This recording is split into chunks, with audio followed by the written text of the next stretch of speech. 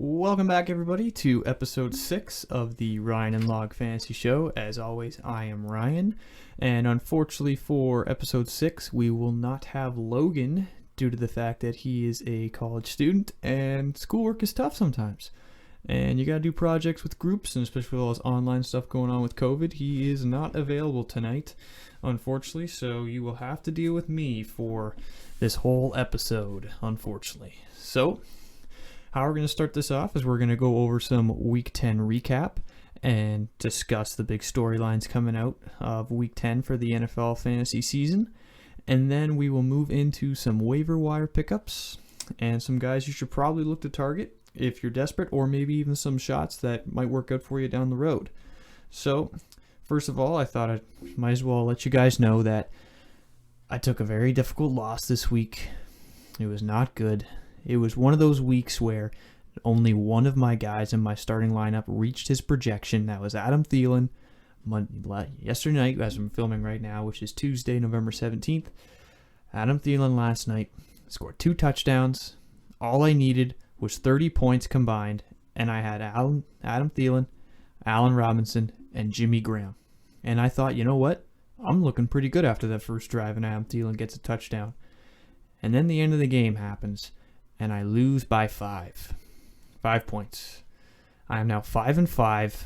I'm just that team that's 500. I can't seem to get lucky enough to win, lucky enough to just keep on winning. I always got to win and lose, but whatever. That's enough of my struggles. Logan, I feel like even though he has school, he lost. I feel like maybe that's the real reason he ain't here.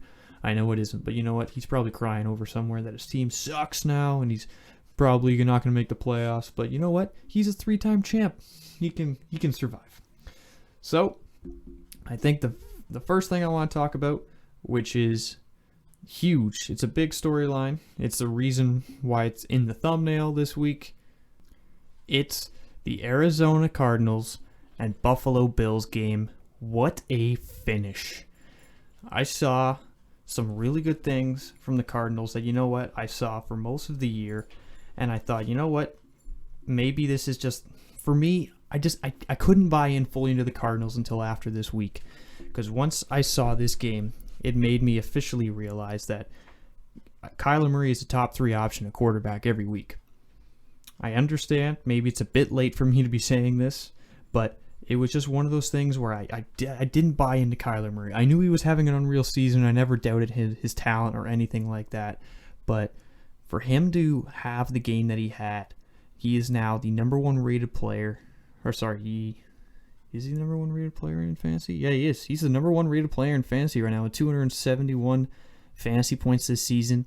He is on a ridiculous pace this season, and it's incredible.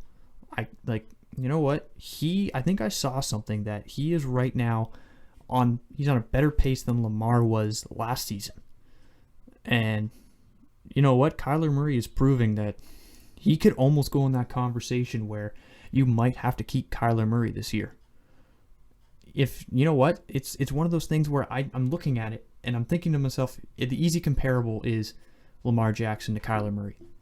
I think right now, if you ask me who I'd rather have for the rest of the season, it would be Kyler Murray. Because I trust Kyler Murray's arm, and it proved it on that last play. He had a very Aaron Rodgers-esque play to where he chucked it downfield to Nuke Hopkins. It was a beautiful play, even better catch, but still, he can do it both ways. He can throw the football, he can run the football, and right now he's easily the best player in fantasy for your team. And that's with saying like Pat Mahomes is having a great season, Russell Wilson's having a great season, Josh Allen's having a good season, but it's Kyler Murray, and it's no question right now for me. I know some people might get on me about this. Logan might not agree with me, but I don't know. It's one of those things where I really feel confident. And also with Nuke Hopkins, I was a little bit worried going into the season what he'd look like, and now he looks like he's a top 3 wide receiver every week. So that team is finally hitting its stride and showing what it can do. And I think the next big storyline for me is very personal for me in this fantasy season because I am an Allen Robinson owner. And now I feel like it is my duty as an Allen Robinson owner to start the trend or to continue the trend that maybe others have already started that I've seen is hashtag free Allen Robinson. Allen Robinson needs a legitimate quarterback. This is insane. This is just ridiculous. Watching that game last night, watching Nick Foles consistently not look for Allen Robinson, not find Allen Robinson, or just throw terrible passes to Allen Robinson, I feel bad for that man. Because Allen Robinson has the talent to be a legitimate number one wide receiver, but he has been stuck with the likes of Blake Bortles, Mitch Trubisky, and now Nick Foles. He is continually putting up points with terrible quarterback play.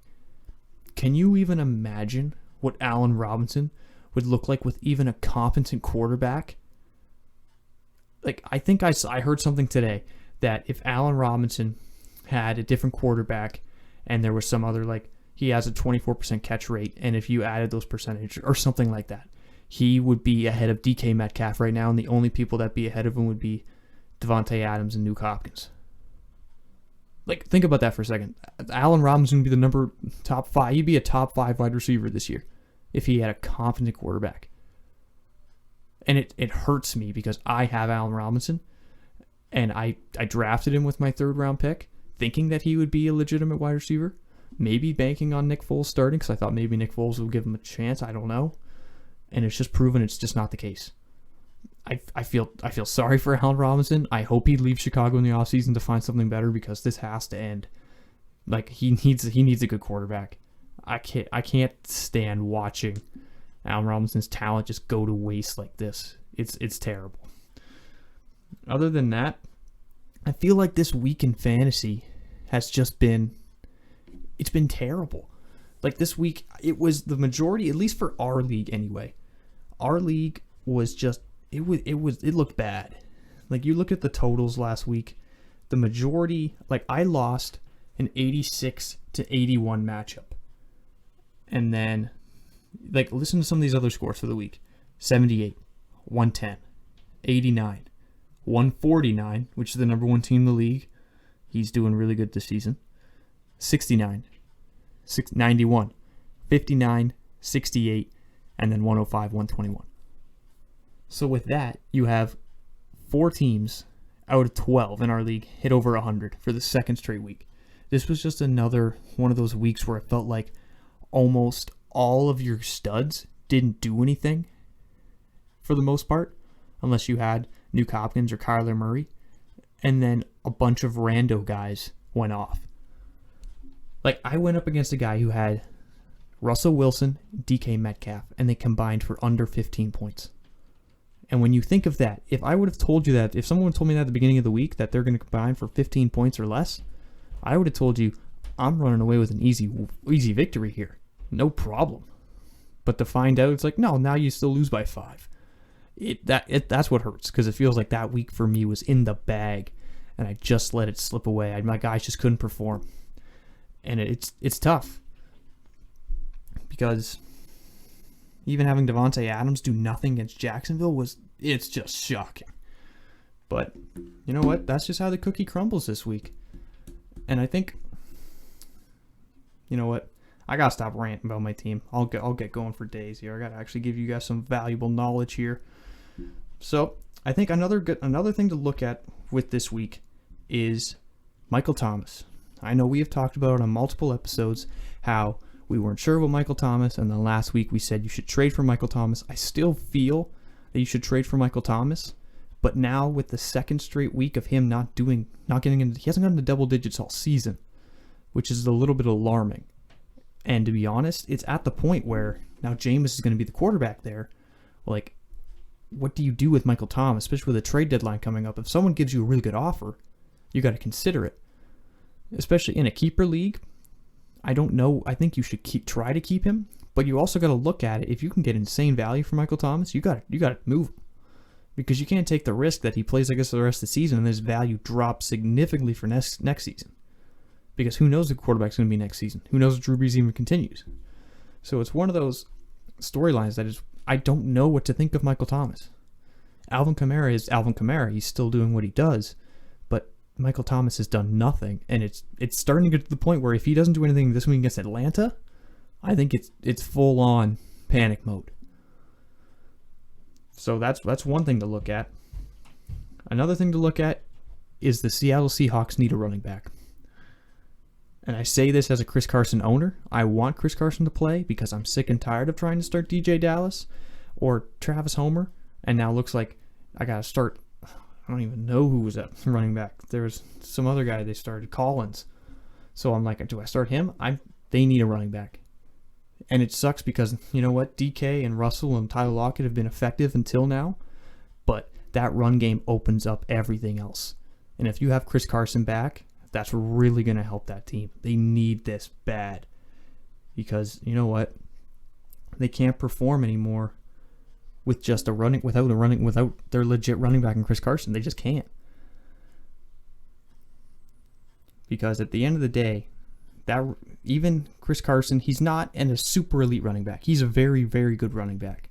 I'm not saying he's not good at all, but they need a running back to open up everything else. Because if they have that game, like they're going to do at the beginning of the season, they're going to start crushing teams. It's going to be ridiculous. And then Josh Jacobs showed up again. He finally got another game over 20 points. It's only crazy. It's only the third time the season got over 20 points. And of course, it's the week I had to play him. But he finally showed up again against Denver. He had 21 rushes for 112 yards, 4 targets for 24 yards. That's what he's got to do. And if he keeps doing that for the rest of the season, he's finally going to be what everybody thought he was. Because, not going to lie, he's been pretty average this season. He's been kind of not what everybody expected, but he can get back into it. All right. So that is going to be the end of my Week 10 recap. Now, finally, going to start getting on to the Week 11 waiver wires and some guys that you should probably think about picking up if you're either desperate or if you're looking to maybe shake things up or maybe looking to stash and hopefully for a playoff push that you can be able to start these guys in the future. We're going to start the quarterback position. I think the easy quarterback waiver wire pickup should be the number one guy off the waiver wires this week, depending on what you need for quarterback. Jameis Winston, easily. Jameis Winston last season was a 5,000 yard quarterback with 30 plus touchdowns, also 30 picks. But even with that, he was one of the I think he was a top 5 quarterback in fantasy last season.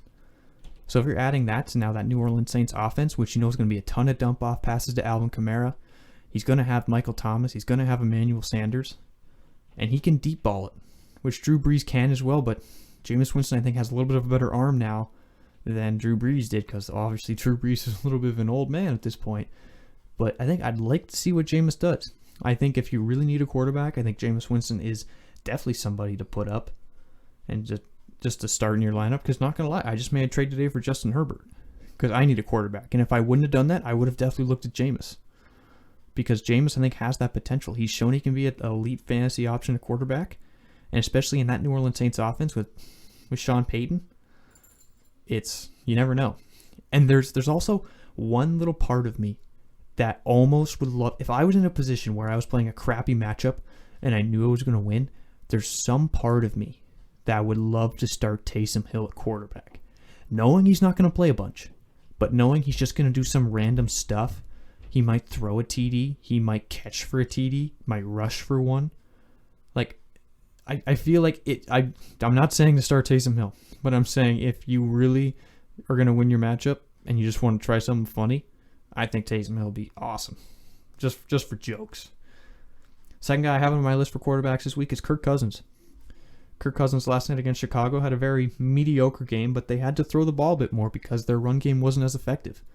It's very rare for the Minnesota Vikings to not have a run game, but if they don't have a run game, Kirk Cousins has to throw the ball a lot more. And you know what? He threw for 292 yards, 2 touchdowns, and a pick. You know what? That's not bad for Kirk Cousins, only having a pick. It was his first ever primetime game on a Monday night, which is insane to think of. A guy like Kirk Cousins never won on Monday night before last night. So for him to do that, it's great. I wouldn't really bank on them being a huge throwing offense again against Dallas, but you know what? You never know. If Dalvin Cook, hopefully not, if he gets injured, I'm not wishing injury on everybody, but if he gets hurt, they're going to have to throw the ball a lot more. And even if he doesn't get hurt, I think that Kirk Cousins proved last night, you know what, he can throw the ball if they need to. And with Adam Thielen and Justin Jefferson, Kyle Rudolph, they have some pretty good weapons. So again, if you really need a quarterback, I like their matchup against Dallas. Dallas has Swiss cheese defense, which is just terrible. Their defense can't stop a nosebleed all season, and it showed. So, you know what? I love the matchup. I don't necessarily love the player, but it's something I'd be willing to take a shot at for sure. Now, the third guy I have on my list, depending on if he's available in your league or not, is Cam Newton. Cam Newton is in Yahoo leagues anyway, 63% rostered. So that means there's a very good chance that he might be on your waiver wire, depending. He's on our waiver wire. So I think I love Cam Newton this week. What he did against Baltimore in that terrible weather game, if anybody watched that game on Sunday night, seeing the rain was terrible. I've never seen weather that bad, especially rain-wise for a football game. So to see him even come out with almost 17 fantasy points is incredible. Knowing, granted, he did have to rush a lot more. He had 21 rushing yards, but only 11 rushing attempts. But he had a touchdown, which kind of really helped him there. And he only had 118 passing yards for a touchdown. So that's what he did in a big rain game against a very good defense in Baltimore. But he's got the Houston Texans this week. The Houston Texans are terrible. They are not going to be able to compete defensively against New England. I'm going to compete defensively really against anybody other than Cleveland this week, but that again was a very bad weather game, so that's kind of why both those teams had terrible offenses, and it showed. But I love Cam Newton this week.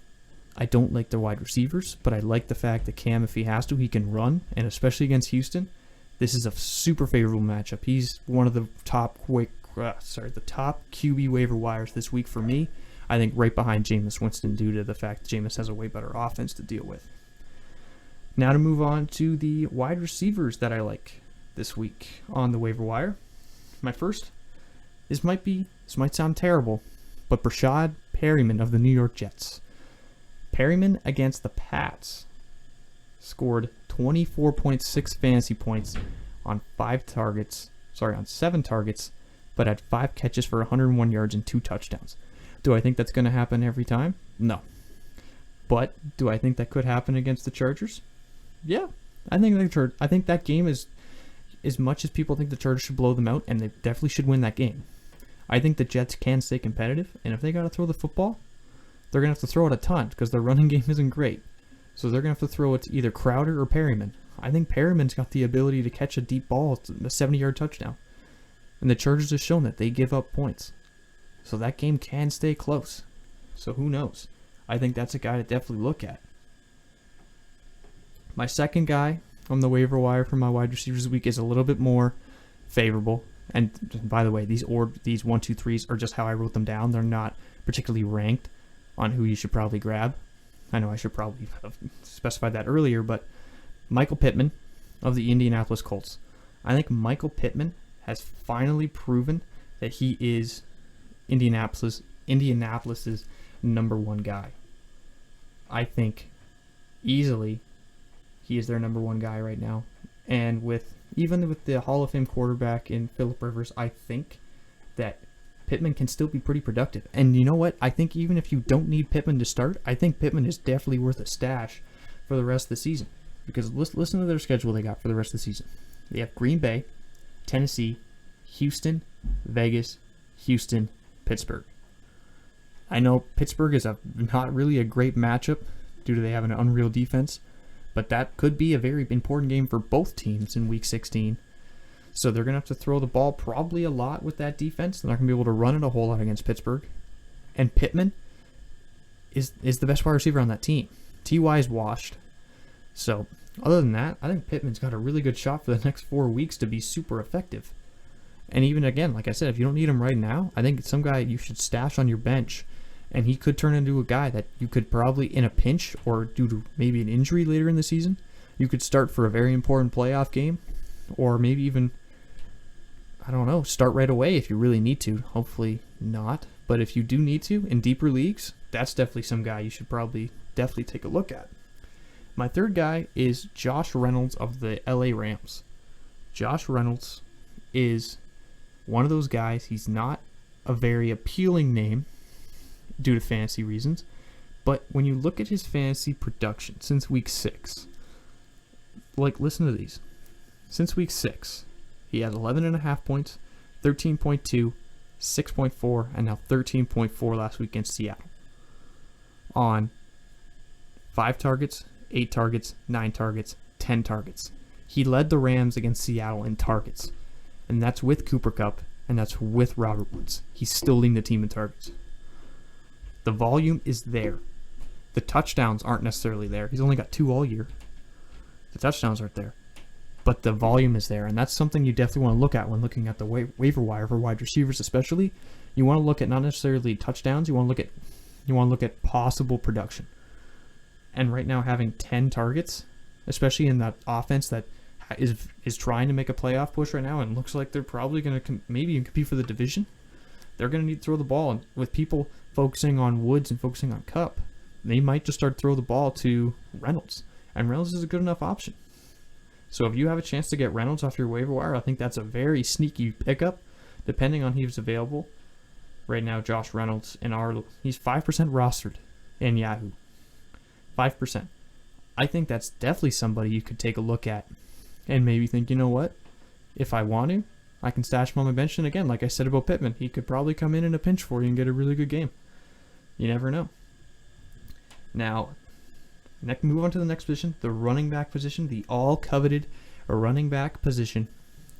I think there's one clear guy you have to try to get. I don't know if you're going to be able to get him.